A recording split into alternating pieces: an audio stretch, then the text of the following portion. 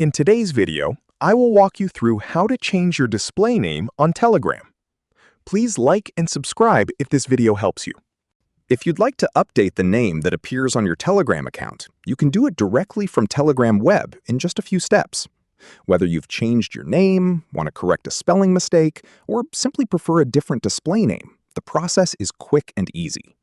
In this tutorial, I'll show you exactly how to update your display name on Telegram. To get started, open the main menu in Telegram. You can do this by clicking the menu icon, usually located in the upper left corner of the screen. From the menu, select Settings.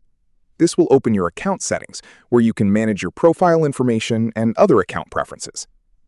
Inside the Settings page, click Edit Profile, or the option that allows you to update your personal information. Telegram will display the fields that can be edited for your account. Locate the first name and last name fields. These are the fields that make up your display name on Telegram. Click inside the first name field and enter the name you'd like to use. If you also want to update your last name, click the last name field and make any changes you'd like there as well. You can leave the last name blank if you don't want it to appear.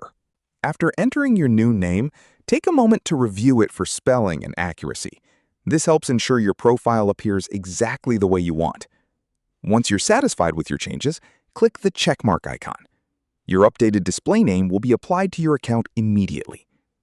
Keeping your display name current makes it easier for friends, family, and colleagues to recognize your account, especially if you use Telegram for both personal and professional conversations. And that's all there is to it. Changing your display name on Telegram only takes a minute and can be done whenever you need to update your profile information. And that's how to change your display name on Telegram web. Thanks for watching, and I'll see you in the next tutorial.